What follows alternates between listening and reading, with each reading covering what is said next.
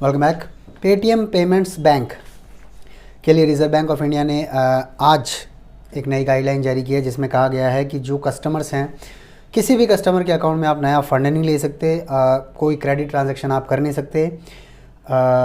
2022 में भी ऐसा ही एक नोटिफिकेशन प्रेस रिलीज़ किया था मार्च में आरबीआई ने पेटीएम बैंक के लिए, पेटीएम पेमेंट्स बैंक के लिए, जिसमें कहा गया था कि किसी भी नए कस्टमर को ऑनबोर्ड नहीं करना है पेटीएम को विद इमीडिएट के इफेक्ट।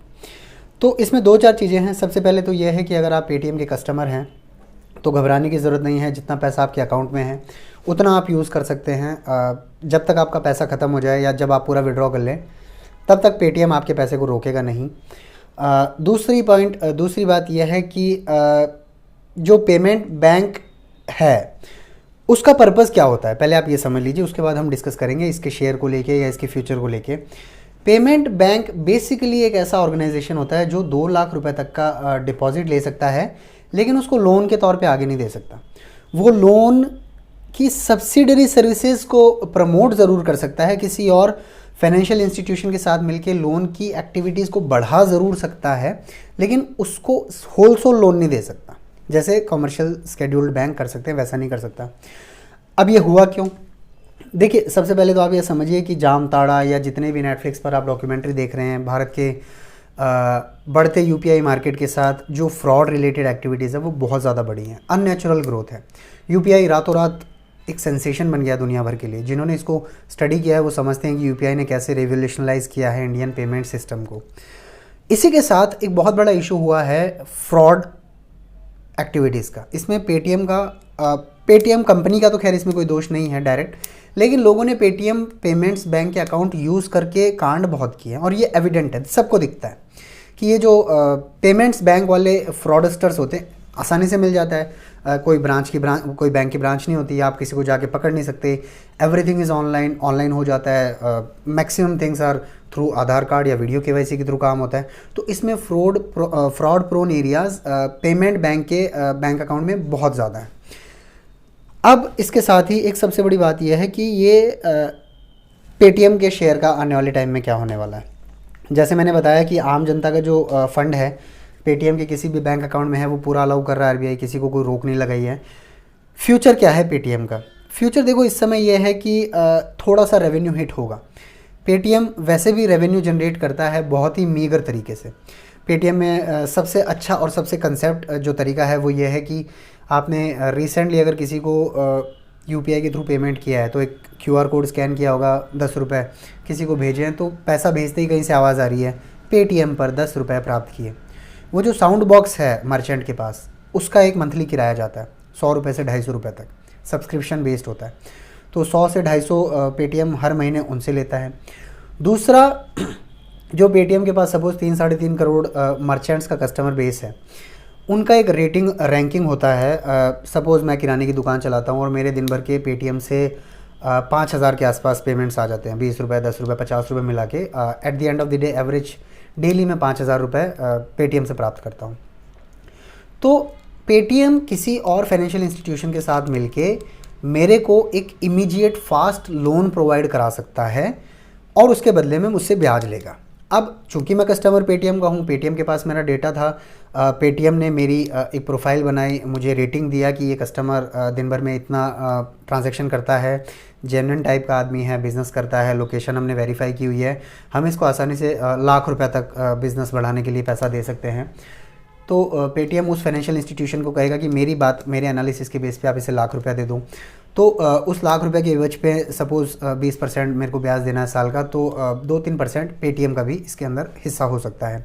प्लस इनका जो ऐप के ऊपर यूज़र बेस होता है उसको ये मोनेटाइज करते हैं। बेसिकली एक तरह से डेटा के बेस पे ये क्रेडिट नीड्स को फुलफ़िल करके भी पैसा कमाते हैं। और भी 2-4 चीज़ें हैं जो कि एंसिलरी सर्विसेज या मर्चेंट जो एमडीआर रेट होता है, क्रेडिट कार्ड या डेबिट कार्ड से पेमेंट आप जब स्वाइप करते हैं, या मशीन आपने देखी होगी पेट्रोल पंप वगैरह पे जो मशीन्स होती है पीओएस, वो भी पेटीएम का काम है। तो रेवेन्यू मॉडल पेटीएम का सिर्फ यही है और इतना सॉलिड नहीं है कि इसके अंदर का मार्जिन बहुत ज़्यादा हो। एक्सपेंशन, मार्केटिंग और जो एक बहुत लंबा चौड़ा नेटवर्क पेटीएम को मैनेज करना पड़ता है, उसके बाद पेटीएम के पास बहुत ज़्यादा मार्जिन नहीं बचता है। फिर भी पेटीएम चूंकि यूपीआई का मार्केट ग्रो कर रहा है, इंडिया डिजिटल इकोनॉमी की तरफ जा रहा है, तो पेटीएम का फ्यूचर तो डेफिनेटली अच्छा है। लेकिन एक कंपनी जो इतनी एम्बिशियस थी कि वो भारत का सबसे बड़ा आईपीओ अपने आईपीओ को बनाना चाहती थी, और जिसने शेयर अलॉट किए 2150 पर, स्टॉक एक्सचेंज पर जो शेयर 1950 पे लिस्ट होता है, वो शेयर अगर आज 761 पे है, तो दैट मीन्स कहीं ना कहीं मार्केट ने पेटीएम की जो कंडीशन है उसको बहुत स्ट्रांगली नहीं लिया है। रेवेन्यू की बात करो या प्रॉफिट मेकिंग की बात करो या प्रमोटर स्टेक की बात करो, तो इस समय पेटीएम जैसी companies, no doubt future is definitely good. जो सीईओ हैं या फाउंडर हैं, डेफिनेटली उनके इंटेंशन अच्छे होंगे, उसमें कोई डाउट नहीं है। लेकिन talking about the financial part of this company extremely well, मतलब स्पेसिफिकली अगर सिर्फ फाइनेंशियल पार्ट को डिस्कस करें इस वीडियो में, तो पेटीएम उतना प्रॉमिसिंग प्लेयर नज़र नहीं आता है। 761 से डेफिनेटली हिट करेगा, क्योंकि पेटीएम जो पेमेंट्स बैंक के बेस पे कम कॉस्ट का डिपॉजिट ला रहा था और उनको किसी और फॉर्म में आगे प्रोवाइड करवा पा रहा था, वो लो कॉस्ट डिपॉजिट अब पेटीएम के पास नहीं रहेगा। पेटीएम के पास कस्टमर बेस जो ऐप का है वो ज़रूर रहने वाला है, लेकिन जो पेमेंट बैंक, यानी पेमेंट बैंक के आगे चल के एक स्मॉल बैंक बन सकता था, या स्मॉल बैंक के बाद कोऑपरेटिव के बाद प्राइवेट सेक्टर बैंक, तो जो वो रास्ते थे वो ज़रूर इस समय बंद हुए हैं। चिंता की बात यह है कि पिछले कुछ समय में जो फ्रॉड बढ़ा है भारत के अंदर, उसमें इस डिजिटाइज्ड इकोनॉमी का बहुत बड़ा रोल है।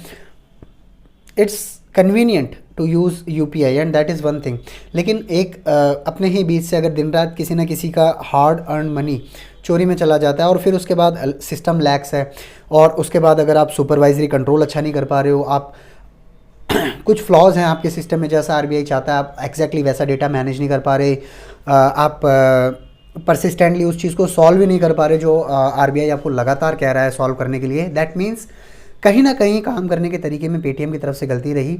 और आरबीआई ऐसे लाइसेंस रद्द नहीं करता। मतलब आरबीआई ने नोडल अकाउंट भी टर्मिनेट कर दिया है।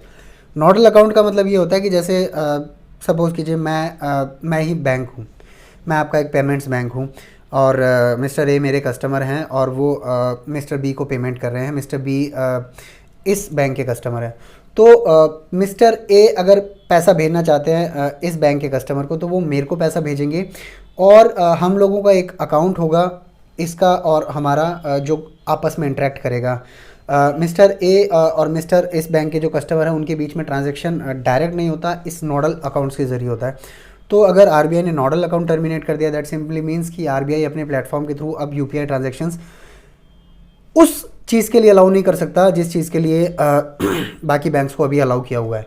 So it's a serious grave concern कि टेक्नोलॉजी का दुरुपयोग हो रहा है, सुपरवाइजरी कंट्रोल्स पूरे नहीं हो रहे हैं, या आरबीआई को इतना हार्श स्टेप लेना पड़ा है। It's a dangerous thing. इसको थोड़ा सा एक नेगेटिव एस्पेक्ट में इस समय लिए जाने की ज़रूरत है। Future may be bright but present looks actually not very good. Present में कुछ इश्यूज इस ऑर्गेनाइजेशन में मुझे आते दिख रहे हैं। स्टॉक एक्सचेंज में इस समय मेरी राय पेटीएम के शेयर के लिए रहेगी स्टे अवे। जय हिंद।